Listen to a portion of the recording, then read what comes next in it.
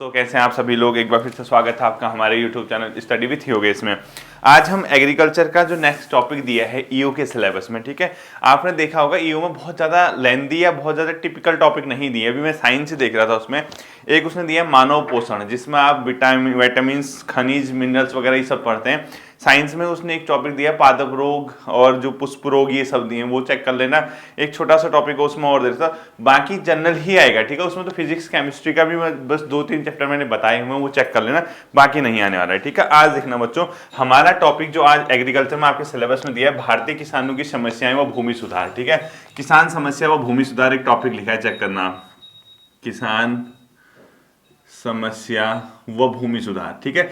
थोड़ा सा तेज पढ़ाऊंगा क्योंकि लंबा टॉपिक है, वरना वीडियो बहुत लंबी चली जाती है, क्योंकि आपको तो सिर्फ फैक्ट समझने हैं इसके क्या क्या हो सकता है, ठीक है। आएगा क्वेश्चन कॉन्सेप्चुअल, पहले बता दिया, कोई ईयर आना या ईयर इतने में कब हुआ ये कुछ नहीं आना है यहाँ से, ठीक है। आएगा तो क्या आएगा, फैक्ट क्वेश्चन आएगा, ठीक है। पहला अपने हेडिंग लिखना है समस्याएं, लिखो भारतीय किसानों की समस्याएं, ठीक है। आखिर क्या समस्या है, ये जो क्वेश्चन है बच्चों, ये समस्याओं वाला, ये आपको वैसे ही बन जाएगा, मतलब इजीली आप इसको कर लोगे क्योंकि कॉन्सेप्ट आधारित आएगा। पहला लिखो आप लोग, सिंचाई हेतु पानी की कमी, जो सबसे बड़ी समस्या है, ठीक है। सिंचाई हेतु पानी की कमी। आपने देखा होगा आज भी बच्चों, बड़े बड़े जो किसान हैं जिनके पास सुविधाएं वो तो ठीक है, लेकिन जो हमारे सीमांत और छोटे किसान हैं उनके पास पर्याप्त पानी नहीं है। वो टोटली किसी पे डिपेंड है, मॉनसून पे डिपेंड है, यानी बारिश पे डिपेंड है सिंचाई सुविधाओं के लिए, ठीक है। तो ये एक बहुत बड़ी इनके लिए साथ समस्या है। इसके लिए हमें क्या करना होगा, क्योंकि अब हमें इसके लिए क्या उपाय हैं ये तो पढ़ाऊंगा नहीं। इसके लिए हमें जल संरक्षण करना होगा, इसके अलावा हमें जैविक खेती को बढ़ावा देना है, साथ ही साथ सिंचाई प्रणाली का आधुनिकीकरण करना है। इसके अलावा जो मिट्टी है बच्चों, जो मिट्टी है, मृदा अपरदन वगैरह, उसके आसपास छोटे छोटे पेड़ भी हमें लगाने हैं, ठीक है। तो कहीं ना कहीं सिंचाई ही तो पानी की कमी इनके पास है, ये बहुत बड़ी समस्या बनी हुई है। दूसरा बच्चों, छोटी व बिखरी हुई भूमि, किसानों की बहुत बड़ी समस्या है, छोटी व बिखरी हुई भूमि। कहने का मतलब, एक तो जमीन छोटी है और जहां पे है वो बहुत ज्यादा बिखरी हुई है, ठीक है, इधर उधर बिखरी हुई है। तो अगर वो इससे अच्छा ये होता कि जमीन एक ही साथ होती तो इनको बहुत बेहतर, मतलब अपने तरीके से क्या कर पाते, खेती कर पाते। अब इसी छोटी और बिखरी भूमि में देखना, किसानों की 3-4 कैटेगरी आती है बच्चों। एक आती है सीमांत जोत होते हैं, एक होते हैं लघु जोत, एक होता है मध्यम जोत और वृहद जोत, ठीक है। तो सीमांत जोत वाले किसान कौन होते हैं, सीमांत जोत, ये क्वेश्चन आता है, ठीक है। ऐसे किसान जिनके पास 1 हेक्टेयर से कम भूमि हो, 1 हेक्टेयर से कम भूमि, ऐसे किसानों को क्या बोलते हैं बच्चों, सीमांत जोत बोलते हैं, ठीक है। दूसरा आता है बच्चों लघु जोत, ठीक है। इसमें क्या होगा, 1 से 2 हेक्टेयर तक की भूमि होगी, 1 से 2 हेक्टेयर तक की भूमि होगी, ये लघु जोत के अंदर सम्मिलित किया जाता है, ठीक है। इसी तरीके से तीसरा आता है बच्चों मध्यम जोत, जो कि 2 से 10 हेक्टेयर तक होती है। मध्यम जोत ये कहां तक होती है, 2 से 10 हेक्टेयर तक, ठीक है। और लास्ट आता है बच्चों वृहद जोत, ये क्वेश्चन आता है पेपर में, ठीक है। सीमांत जोत किसको कहते हैं, लघु जोत किसको कहते हैं, वृहद जोत होता है बच्चों 10 हेक्टेयर से अधिक भूमि जिसके पास होती है उसको बोलते हैं वृहद जोत, ठीक है। इस पॉइंट को आप लोग ध्यान रखना। तो किसानों की बहुत बड़ी समस्या है, जमीन है तो काफी छोटी है और है भी तो इधर उधर बिखरी हुई है, ठीक है। जमीन का एक टुकड़ा यहाँ पे, एक उधर है, एक उधर है, तो इससे बहुत समस्याएं आती है किसानों को, ठीक। अगला पॉइंट लिखना बच्चों, कृषि के प्रति नई पीढ़ी की रुचि का अभाव, यानी कहीं ना कहीं जो हमारे एग्रीकल्चर क्षेत्र में कृषि के प्रति जो नई पीढ़ी है, 50% से अधिक किसान ऐसे हैं जो अपने बच्चों को अब किसानी नहीं कराते हैं, ठीक है। तो कृषि के प्रति नई पीढ़ी, जो न्यू जनरेशन आ रही है, नई पीढ़ी की रुचि का अभाव, ठीक है। यानी उनको इंटरेस्ट नहीं है, अब तो इंटरेस्ट नहीं है। फिर भी देखो हमारे देश में आज भी देखना आप, जैसे जीडीपी में जो कृषि है 15% तक है, जीडीपी में लगभग 15% तक जीडीपी में हमारा एग्रीकल्चर क्षेत्र है, जबकि ये कृषि क्षेत्र जो रोजगार प्रोवाइड करा रहा है बच्चों, लगभग 50% रोजगार दे रहा है। सोचो हमारे वहाँ कृषि क्षेत्र जो जीडीपी है, अर्थव्यवस्था है, उसमें लगातार कृषि क्षेत्र का योगदान घटता जा रहा है, लेकिन कृषि पे डिपेंडेंट जो है, यानी कृषि डिपेंडेंट लोगों की संख्या वो लगातार उतनी ही बनी हुई है। कहीं ना कहीं हमारे देश में आपको कृषि के प्रति नई पीढ़ी का रुझान कम देखने को मिलेगा। ठीक है, अगला पॉइंट है बच्चों मृदा अपरदन, यानी जो मिट्टी है, मिट्टी का कटाव, मिट्टी की जो क्षमता है, भू जल धारण क्षमता हो गया या जो भी चीज है, यानी ये कहीं ना कहीं किसानों की समस्या का एक सबक बना हुआ है। इसके लिए सरकार ने मृदा स्वास्थ्य कार्ड भी जारी किए थे। ठीक है, तो मृदा अपरदन भी इनकी एक प्रकार की किसानों की समस्या का बहुत बड़ा वो है। ठीक है, इसके अलावा सरकारी योजनाओं के प्रति जागरूकता की कमी, कहीं ना कहीं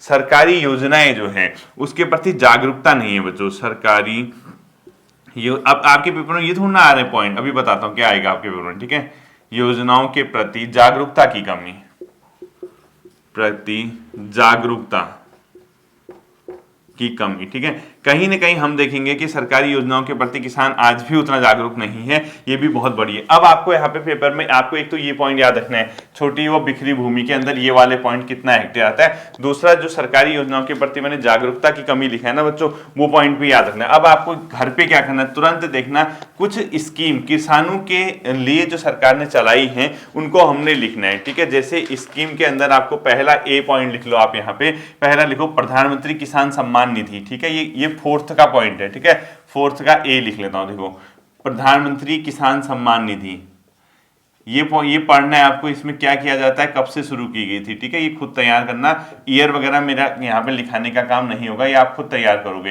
प्रधानमंत्री किसान सम्मान निधि में सरकार क्या देती है, किसानों को 2-2 हजार रुपए की 3 किस्त सालाना 6,000 रुपया वार्षिक देती है इसमें, यानी प्रति वर्ष 6,000 रुपया किसानों के खाते में सरकार देती है। ठीक है, 6,000 रुपया प्रति ईयर देती है, प्रति वर्ष। ठीक है, 6,000 रुपए, 2-2 हजार की 3 किस्तें। तो कब से शुरू हुई थी, क्या हुई थी, ये ध्यान रखना है। इसके अलावा बच्चों सरकार ने मृदा स्वास्थ्य कार्ड योजना, ये तो मोस्ट इंपोर्टेंट है मृदा स्वास्थ्य कार्ड, क्योंकि आपके सिलेबस में एक पॉइंट लिखा है मृदा स्वास्थ्य यानी मिट्टी के बारे में, यानी मृदा स्वास्थ्य कार्ड योजना सरकार द्वारा कब शुरू की गई। ठीक है, कार्ड योजना कब शुरू की गई, तुरंत लिख लेना कि मृदा स्वास्थ्य कार्ड योजना कब शुरू की गई अपने नोट्स में। ठीक, इसके अलावा प्रधानमंत्री फसल बीमा योजना के बारे में आपको पढ़ना है थोड़ा सा। प्रधानमंत्री, ऐसे ही क्वेश्चन उठाए जाते हैं। आपको क्या लग रहा है भूमि सुधार किसानों की समस्याओं से ऐसे बेसिक बच्चों के जैसे क्वेश्चन आएगा, नहीं, उसका एप्लीकेशन पूछता है। ठीक है, प्रधानमंत्री फसल बीमा योजना, इसको देख लेना कब शुरू हुई थी, क्या हुई थी और क्या क्या इसके अंदर किया जाता है, 2015-16 के आसपास कहीं होगी। ठीक है, इसके अलावा बच्चों किसान ड्रोन योजना शुरू की गई, राष्ट्रीय कृषि बाजार ई मार्केट प्रणाली भी सरकार द्वारा शुरू की गई। ठीक है, एक NAM बनता है, राष्ट्रीय कृषि बाजार, राष्ट्रीय नेशनल एग्रीकल्चर मार्केट। ठीक है, राष्ट्रीय कृषि बाजार, ताकि किसानों को उनकी उपज के लिए सही मार्केट मिल सके, नेशनल एग्रीकल्चर मार्केट, या इसको NE मार्केट भी बोलते हैं। ठीक है, और एक इसमें लिखो जो अपने आप में ड्रोन सिस्टम, यानी किसान ड्रोन योजना, किसान ड्रोन योजना। अब यहाँ पे आपको क्या करना है, क्योंकि देखो मैं आपको पहले बता दे रहा हूं, क्योंकि लेंथी पेपर है, एक एक चीज आपको देख के जाना पड़ेगा। इसमें आप यहाँ पे तुरंत ही इस टॉपिक को पढ़ लो तो भारत तो लिख लेना 2014 के बाद स्पेशली जो पिछले 3-4 सालों में किसानों के लिए जो सरकार की योजनाएं, ऐसा लिख लेना मोदी सरकार द्वारा या भारत जो बीजेपी केंद्र सरकार द्वारा 2014 के बाद किसानों के लिए चलाई गई महत्वपूर्ण योजना, चाहे आपका फसल बीमा योजना हो या जो भी हो ना, ये मोस्ट इंपोर्टेंट टॉपिक रहेंगे आपके एग्जाम में। पहले मैंने बता दिया, फिर मुझसे मत कहना कि सर आपने यही कहा था, मैंने ये भी बोल दिया पीछे से कि आपको तुरंत क्या करना है बच्चों, यहाँ पे लिखना है किसान, ये जो केंद्र सरकार द्वारा 2014 के बाद किसानों हेतु चलाई गई महत्वपूर्ण योजनाएं। ठीक है, इसके बारे में आपको तुरंत पढ़ना होगा। इसके बाद बच्चों इनकी अन्य समस्याओं में देखोगे आप, भूमि का मालिकाना हक, किसान जो है भूमि के मालिकाना हक के लिए, यानी जमींदार या उनके खेतों पे कर रहा हो, यानी उसको मालिकाना हक नहीं मिल रहा, मालिकाना हक, ये भी इनकी एक समस्याएं रही है। ठीक है, किसी और की खेती है, किसी और कोई और कितने सालों से कर रहा है उस पर। इसके अलावा फसल का सही मूल्य, यानी किसान खेती तो करता है लेकिन अपने फसल के लिए सही मूल्य के लिए वो परेशान रहता है। ठीक है, फसल का सही मूल्य, फसल का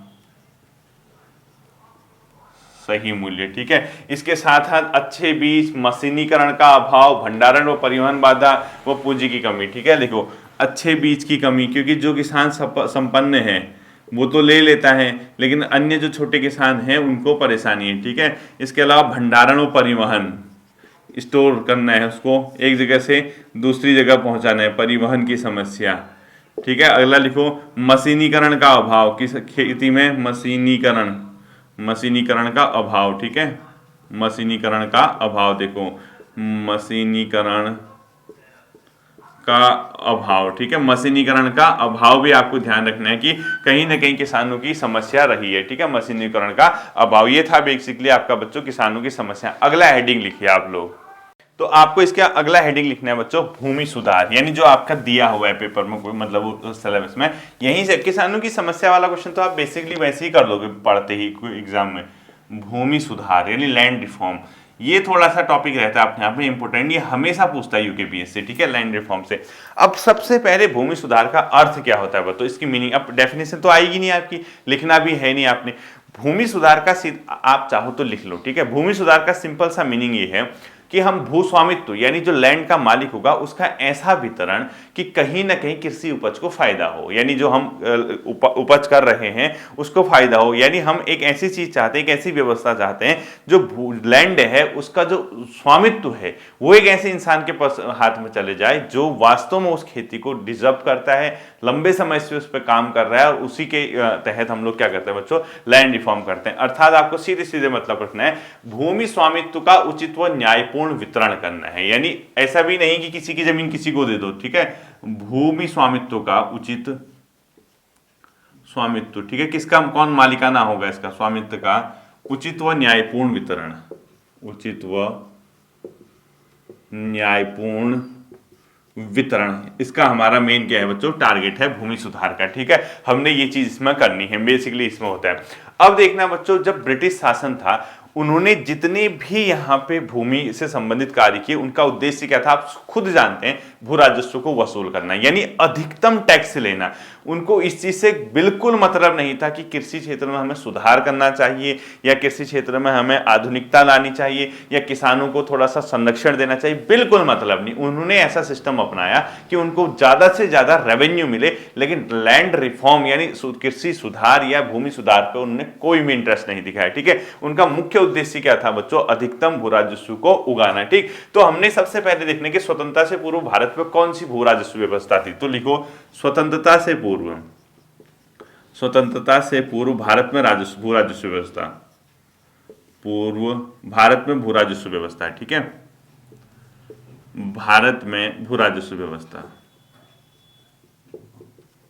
भू राजस्व व्यवस्था, ठीक है, कब, स्वतंत्रता से पूर्व। देखिए बच्चों, इसके अंदर बेसिकली हम 4 प्रकार के भू राजस्व व्यवस्था हम स्वतंत्रता से पूर्व देखते हैं भारत में। वो 4 व्यवस्थाएं कौन कौन सी थी, सबसे पहले आपको ये पता होना चाहिए, ठीक है। ये 4 व्यवस्थाएं कौन कौन सी थी, इसके ऐसे आपने पर निकालने। पहला लिखा था बच्चों इजारेदारी व्यवस्था, लिखो, ठीक है, इसको लिखो इजारेदारी व्यवस्था, ठीक है। दूसरा लिखो आप लोग स्थायी बंदोबस्त, स्थायी ऑब्लिक जमींदारी बंदोबस्त, जमींदारी व्यवस्था, ठीक है। तीसरा लिखो बच्चों आप रैयतवाड़ी व्यवस्था, रैयतवाड़ी व्यवस्था, और फोर्थ लिखो आप लोग महालवाड़ी व्यवस्था। सरकार ने भू राजस्व अपनाने के लिए बेसिकली स्वतंत्रता से पूर्व ब्रिटिश सरकार द्वारा ये व्यवस्था अपनाई, इस देश में अपनाई गई थी, ठीक है। इजारेदारी जो व्यवस्था थी बच्चों, सबसे पहले 1772 में वॉरेन हेस्टिंग के द्वारा बंगाल में लागू की गई थी, और एक कुछ ही नहीं थी, 5 वर्ष के लिए उसने क्या किया, एक ठेका टाइप का किया, और सर्वाधिक बोली लगाने वाले से कहा कि ये भूमि क्या होगी, तेरे पास ठेके पे होगी। और 5 वर्ष बाद 1977 में उसने 5 वर्ष का सिस्टम हटा के क्या कर दिया, इसको सालाना कर दिया, ठीक है। ये सबसे पहले देखना 1772 में किसके द्वारा, वॉरेन हेस्टिंग के द्वारा, कहां लागू की गई थी, बंगाल में लागू की गई थी सबसे पहले, ठीक है।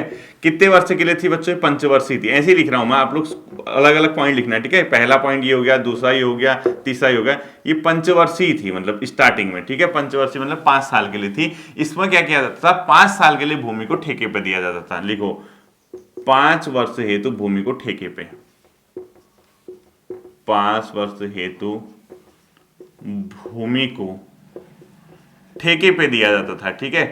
तो ये ठेके पे दिया जाता था और 5 साल तक वो क्या करता था, उसका टैक्स देता था। लेकिन इसने क्या किया, 1977 में इसको सालाना कर दिया, 1777 में इसको सालाना ठेके पर दे दिया, ठीक है, सालाना ठेके पर दे दिया लैंड को, ठीक है। पहला इजारेदारी व्यवस्था थी। फिर आई बस तो स्थायी जमींदारी व्यवस्था। इसमें क्या किया गया था, स्थायी व्यवस्था एक कॉर्नवालिस के द्वारा लाई गई थी, यानी लॉर्ड कॉर्नवालिस के द्वारा इसको शुरू किया गया था। और ये जो कॉर्नवालिस था इसमें भू मालिक कौन था? जमींदार। भूमालिक कौन था इसमें? जमींदार। यानी जमींदार को क्या दिया गया था? भूमालिकाना हक दिया था। यानी भूमालिक, भूमि का मालिक कौन होगा? जमींदार होगा। और वो क्या करेगा? सरकार को एक निश्चित निर्धारित, क्योंकि स्थायी है, परमानेंटली बोला गया कि आप, जैसे एक बार लैंड का देखा गया और कहा गया कि आप हमेशा हमें इतना दोगे। यानी इससे कहा गया 10/11 भाग सरकार के पास जाता था लगान का, सरकार के पास, ठीक है। और बचा हुआ 1/11 ये किसके पास रखा था? जमींदार के पास रखता है। यानी जो टोटल लगा टैक्स होता था उसका 10वां भाग कैसा होता था? सरकार के पास जाता था। और 1/11 भाग किसके पास जाता था बच्चों? अपने आप में 1/11 जमींदार के पास, ठीक है। इसमें भूमि मालिक कौन होता था? जमींदार होता था, ध्यान में रखना। और एक कॉर्नवालिस द्वारा कहां शुरू किया गया था? बिहार, बंगाल, उड़ीसा और उत्तरी कर्नाटक में, ठीक है। तो स्थायी बंदोबस्त यहां लिख रहा हूं, देखो कहां कहां शुरू हुआ था। बिहार, आप अलग लिखना, ठीक है, बंगाल, उड़ीसा व उत्तरी कर्नाटक, कर्नाटक का उत्तरी जो भाग है, इन जगहों पे कॉर्नवालिस द्वारा इसको शुरू किया गया था। और ये परमानेंट, इसके तहत एक नया नियम लेके आए बच्चों, सूर्यास्त का नियम, ठीक है। सूर्यास्त का नियम किस चीज से संबंधित था? रैयतवाड़ी जमींदारी व्यवस्था, सॉरी, स्थायी जमींदारी व्यवस्था से। इसमें यह कहा गया कि निर्धारित तिथि तक अगर जमींदार हमारा टैक्स नहीं देगा सरकार को तो उसकी जमींदारी खत्म कर दी जाएगी, ठीक है। तो इसके तहत एक सूर्यास्त का नियम लाया गया, लिखो, पूछा गया था ये, ठीक है। सूर्यास्त का नियम, अगर क्वेश्चन पूछता है कि सूर्यास्त का नियम किस व्यवस्था से संबंधित था, तो आप बता दोगे सूर्यास्त का नियम जो था स्थायी जमींदारी व्यवस्था से संबंधित था। इसके आगे लिख लो आप लोग कि इसके तहत यदि निर्धारित तिथि तक, इसके तहत यदि निर्धारित तिथि तक जमींदार द्वारा लगान सरकार को नहीं दिया गया तो उसकी जमींदारी ले ली जाती थी, ठीक है। जैसे बोला गया कि 10 तारीख तक देना है, तो 10 तारीख के सूर्य के अस्त होने तक अगर लगान नहीं मिला तो जमींदारी उसकी चली जाती थी, ठीक है। तीसरा आया बच्चों रैयतवाड़ी व्यवस्था, ठीक है। थर्ड आता है रैयतवाड़ी व्यवस्था।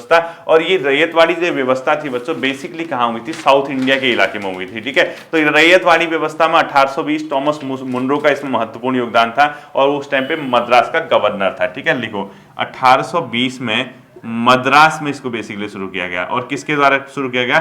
टॉमस मुनरो के द्वारा, ठीक है। रैयतवाड़ी के यहां पे लिख देता हूं मैं, टॉमस मुनरो, ये महलवाड़ी को काट दिया मैंने, ठीक है।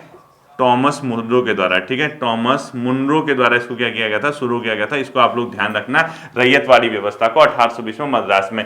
इसमें जो रैयतवाड़ी व्यवस्था थी इसमें भूमालिक कौन होता था बच्चों? भूस्वामित्व किसान को दे दिया गया था।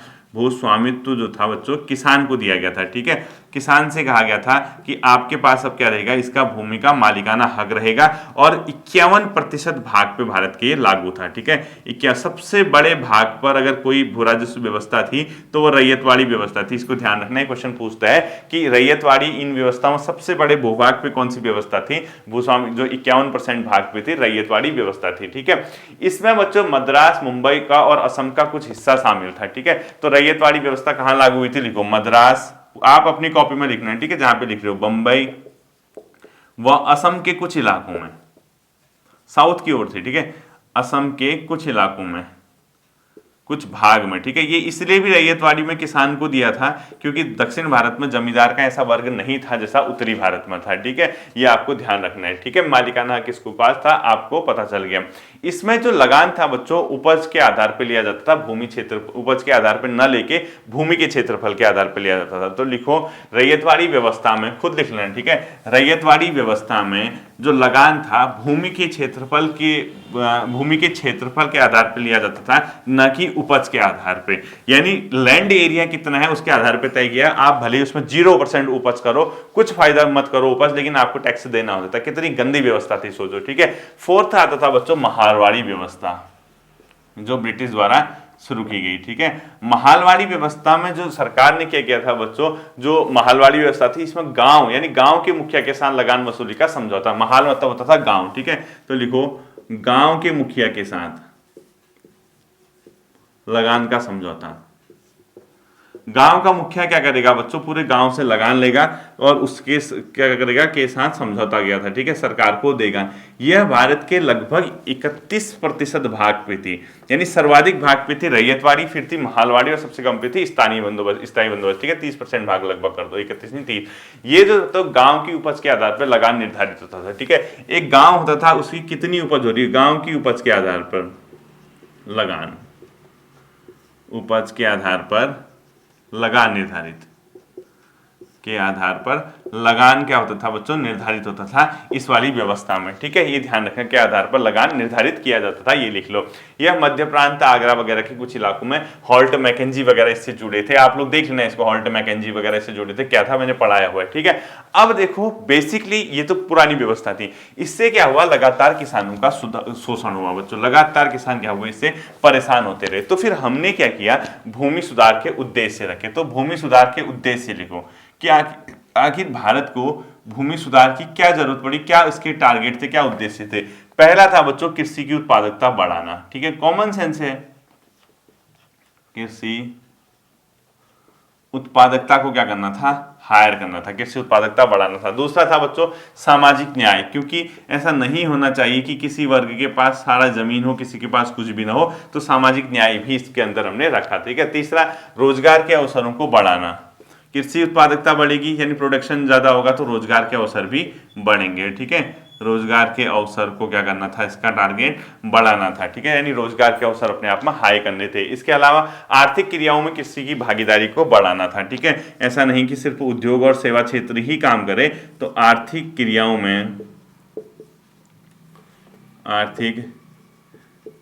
में कृषि भागीदारी को बढ़ाना,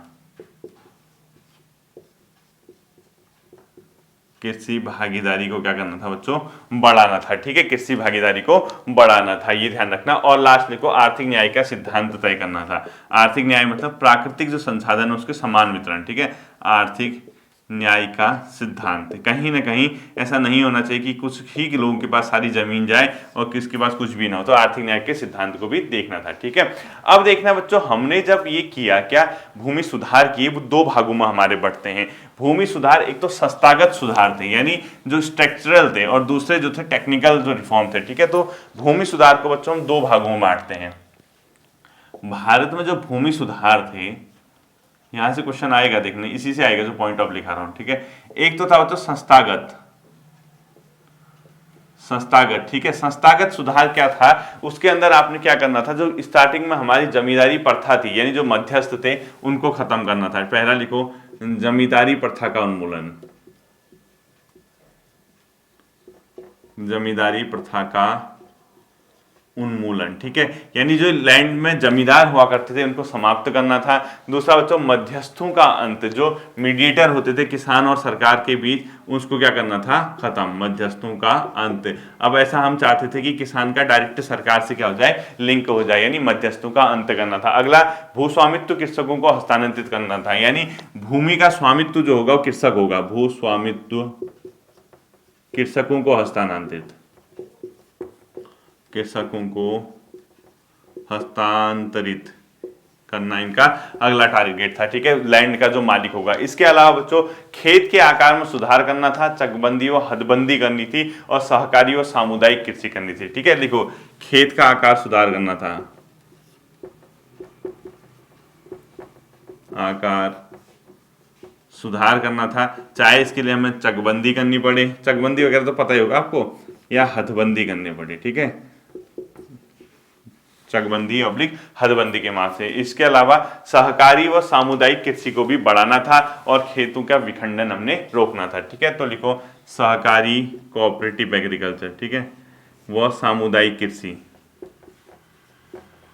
सहकारी व सामुदायिक कृषि को बढ़ाना था और भूमि का विखंडन रोकना था, भूमि का विखंडन, छोटे छोटे में टूट जाते हैं ना भूमि, बांट देते हैं परिवार लोग, विखंडन रोकना, जितना भूमि के लैंड छोटे छोटे टुकड़े होंगे उतना कम उसमें उत्पादन होगा। ये हमारे बेसिकली बच्चों क्या थे, संस्थागत सुधार थे। यानी हम संस्था के रूप में जो सुधार करना चाहते थे ये करना चाहते थे। हमें पता था कि ब्रिटिश टाइम पे इतने जमींदार, इतने मध्यस्थ के किसान और सरकार और किसान के बीच है, तो उनको खत्म करना था, मध्यस्थों को हटाना था। भूमि स्वामित्व कृषकों को देना था, यानी जो वास्तव में उस खेत पे काम कर रहा है उसको उसका मालिकाना हक भी देना था। कृषि का आकार, चकबंदी और हदबंदी भी हमने ध्यान दिया। सहकारी और सामुदायिक कृषि, कोऑपरेटिव और जो अपने आप में कम्युनिटी एग्रीकल्चर होता है उसको बढ़ाना था, और भूमि के विखंडन को हमने रोकना था। ये तो हमारे क्या हो गए बच्चों, संस्थागत सुधार। लेकिन मेन जो थे हमारे बच्चों तकनीकी सुधार भी थे। ठीक है, ये पहला चरण है भूमि सुधार का, यानी भूमि सुधार का प्रथम चरण में हमने ये किए जब हम स्वतंत्र हुए थे। ठीक है, प्रथम चरण। इसके अंदर हमारे जो तकनीकी सुधार थे, क्योंकि क्वेश्चन आएगा आपका द्वितीय चरण से। ठीक है, तकनीकी सुधार। तकनीकी सुधार में हमने क्या क्या किया, तकनीकी सुधार के अंदर बच्चों हमारा जो ध्येय था वो कृषि का आधुनिकरण था पहला। ठीक है, देखो कृषि का मॉडर्नाइजेशन, यानी मॉडर्नाइजेशन ऑफ एग्रीकल्चर, मशीनों के माध्यम से सिंचाई की बेहतर सुविधाएं। ठीक है, उर्वरक, बीज, कीटनाशक बेहतर हो। इसके अलावा बच्चों उन्नत किस्म के बीज, कीटनाशक व उर्वरक, लिखो उन्नत किस्म के बीज, उन्नत किस्म के बीज, कीटनाशक व उर्वरक हमने क्या किया, इसमें यूज किए बच्चों कृषि के आधुनिकरण में। ठीक है, बेहतर सिंचाई, भंडारण व परिवहन व्यवस्था, लिखो बेहतर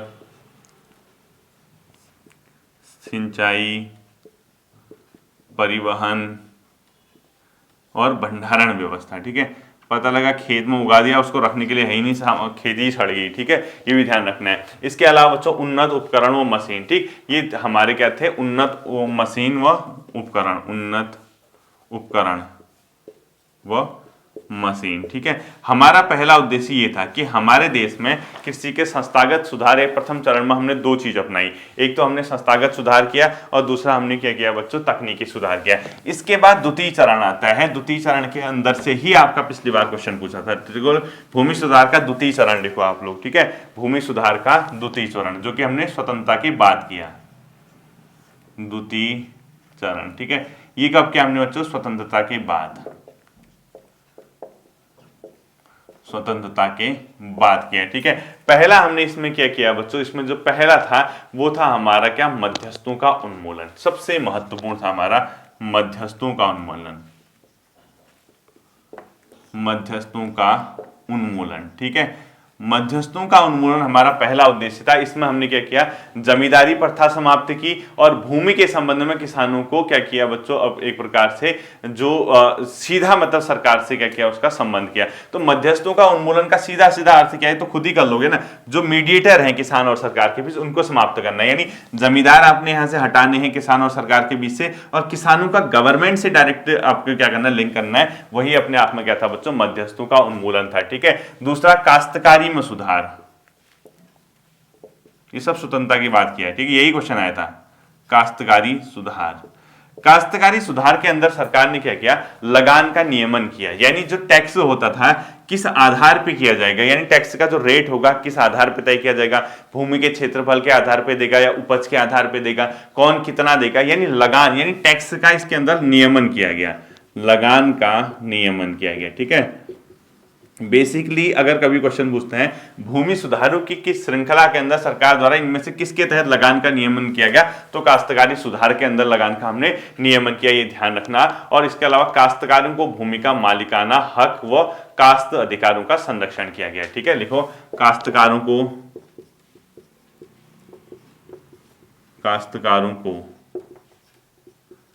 भूमि का मालिकाना हक व काश्त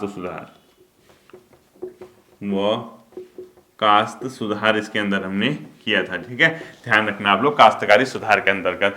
तीसरा बच्चों जो हमने किया था, भूमि स्वामित्व की सीमा तय कर दी गई थी। थर्ड मोस्ट इंपोर्टेंट है, भूमि स्वामित्व की सीमा तय, ठीक है। यानी कोई इंसान कितनी भूमि रख सकता है, कोई कृषक परिवार कितनी रख सकता है, उसकी सीमा तय की गई थी। और ये तक कहा गया था भाई जितना आपको जरूरत है एग्रीकल्चर फील्ड में उसका आप 10 गुना तक रख लीजिए, लेकिन उसकी सीमा रख दी गई कि एक किसान के या एक किसान परिवार का इतनी लैंड होगी, इससे ऊपर नहीं होगी। अगर इससे ऊपर होगी तो हम जिसके पास जमीन नहीं है, जो वंचित वर्ग है, उनको आवंटित कर देंगे। तो इसके संबंध में कई राज्यों ने कानून बनाए, भारत सरकार ने दिशा निर्देश दिए, उसके बावजूद भी ये सफल नहीं हो सका बच्चों। इसके अंतर्गत इन्होंने क्या किया, भूमि स्वामित्व की सीमा तय करने के लिए लैंड सीलिंग अधिनियम लेके आए, ठीक है। यानी इसके अंदर आए थे बच्चों लैंड सीलिंग अधिनियम। इसके अंदर क्या किया गया, भूमि का पुनर्वितरण किया गया। इसके अंदर लिखो भूमि स्वामित्व की सीमा तय के अंदर, इसके अंदर आप पॉइंट लिखो भूमि की अधिकतम सीमा कृषक या कृषक परिवार हेतु, अर्थात इसके अंदर कृषि का पुनर्गठन या कृषि भूमि का पुनर्वितरण किया गया। इसी पॉइंट के अंदर क्या किया गया, कृषि भूमि का पुनर्वितरण, कृषि भूमि का पुनर्वितरण किया गया, ठीक है। यानी कृषि का सुधार किया गया, भूमि का पुनर्वितरण किया गया लैंड सीलिंग एक्ट के तहत, ठीक है। अब देखो सरकार ने 1971 वगैरह में भी इसके संबंध में कानून बनाए, केंद्र सरकार ने दिशा निर्देश दिए। लैंड सीलिंग एक्ट फेल हो गया बच्चों, बहुत हद तक पास ठीक भी रहा। सरकार ने क्या किया, जमीन किस कृषक परिवार के पास कितनी होगी इसका निर्धारण किया, ठीक है। और ये भी कहा चलो आप 2 गुना 3 गुना 4 गुना रख लीजिए। कई लोगों ने क्या किया, जैसे मतलब बड़ा इंटरेस्टिंग है देखना, आप सोचने वाली बात है कितना चालाक दिमाग लगाते हैं। जैसे एक परिवार में 5 मेंबर हैं, तो उसके आधार पे दे दी कि भाई इस परिवार के पास इतने एकड़ जमीन होगी, इससे ऊपर नहीं होगी, कुछ फॉर्मूले थे उनके, ठीक है। अब कई लोगों ने क्या कर दिया, अपनी बीवी को तलाक दे दिया। मतलब उसमें ये था शादीशुदा बीवी और पति के पास कितनी जमीन होगी वो दोनों का एक हिस्सा था, लेकिन अगर तलाकशुदा बीवी है तो उसको अलग खंड मिलेगा जमीन का। तो झूठ मतलब वो करने के लिए तलाक तक दे दिया, ठीक है। और तलाक देने के अलग नहीं हुए, साथ रह रहे थे, नाम का तलाक, रिकॉर्ड में तलाक, ताकि उसकी जमीन उसको कट के उसको मिल जाए, दोनों की एक ही रहे, ठीक है। तो कहीं ना कहीं ये लैंड सीलिंग एक्ट भी सरकार के द्वारा लाए गए भूमि स्वामित्व की सीमा को तय करने के लिए। कई लोगों ने अपनी मतलब जो प्रॉपर्टी थी ऐसे ऐसी जगह शिफ्ट कर दी, आप सोच भी नहीं सकोगे, ठीक है। तो ये चलते रहता है। इसके बाद बच्चों चकबंदी, यानी फोर्थ हमने स्टेप उठाया चकबंदी। चकबंदी में क्या होता है आपको पता होगा कि हम जो लैंड होती है, जो इधर उधर टुकड़े बिखरे होते हैं, चकबंदी कर देते हैं उसकी, ठीक है। तो चकबंदी जो सिस्टम है, यानी खंडित भूमि का एक भूखंड के रूप में पुनर्गठन। जैसे एक टुकड़ा यहाँ है जमीन का, एक यहाँ है, तो आपस में इंटर कन्वर्ट करके इसकी जमीन उसको देके ये एक हो जाएगी, यानी जिसकी यहाँ पे है एक की यहाँ है, तो इस वाले की जमीन को इसको दे दिया, मतलब बगल इस वाले की मतलब उसी के बगल वाली को इसका यहाँ दे दिया, तो एरिया के हिसाब से दोनों इसका इधर वाला हो जाएगा, उसका इधर वाला। यानी कहने का मतलब जो भूमि के इधर उधर भूखंड है उसका ऐसे तरीके से कि उधर वाले भूस्वामी को क्या हो, उसी इधर वाले भूस्वामी के आसपास की जमीन, ताकि दोनों का एक हो जाए और इसको उस वाले की मिल जाए, ठीक है। ये हमने किया। इसके अलावा बच्चों भारत में कई लोगों ने अलग ही इनिशिएटिव लिए भूमि के सुधार के लिए, जिसमें भूदान या ग्रामदान आंदोलन भी सम्मिलित था, ठीक है। तो भूदान आंदोलन तक इसी का हिस्सा है। तो भूदान आंदोलन कब चलाया गया था भारत में, अगर क्वेश्चन आएगा 1951 में विनोबा भावे के द्वारा, ठीक है। अन्य कदम लिखो भूदान आंदोलन, भूदान ऑब्लिक भूमि ग्राम आंदोलन, पूरी भूमि के गांव भूमि ग्राम आंदोलन भी चला था, ठीक है। भूदान आंदोलन जो चला था तेलंगाना के क्षेत्र में विनोबा भावे द्वारा 1951 में चलाया गया था। विनोबा भावे, लोगों को समझाया गया कि आपके पास एक्स्ट्रा जमीन है तो आप अपनी भूमि का दान करो। विनोबा भावे द्वारा 1951 में चलाया गया। इसी प्रकार एक भूमि ग्राम का कॉन्सेप्ट भी चला बच्चों, जो कि ये भी इसी तरीके से 1952 में चला। और पहला गांव मैंग्रोथ गांव था यूपी का, ठीक है। मैंग्रोथ गांव ये भी 1952 में चला था। और मैंग्रोथ गांव इसका पहला था, ठीक है, प्रथम था जो इस आंदोलन से प्रभावित हुआ था इस वाले से, और ये प्रथम गांव जो यूपी के अंदर सम्मिलित था, ठीक है। ये था आपका बच्चों भूमि सुधार और किसान समृद्धि। क्योंकि आएगा कॉन्सेप्ट आधारित क्वेश्चन ही, समझ जाना आप उसको, क्योंकि वो ऐसे कोई फैक्ट नहीं पूछने वाला कब हुआ क्या हुआ करके। इससे क्वेश्चन आएगा तो कॉन्सेप्ट आधारित ही क्वेश्चन आने वाला है, इसको एक बार सही से रिविजन कर लेना, ठीक है। फिर मिलता है अगले सेशन पे, अपना ध्यान रखिएगा। Thank you.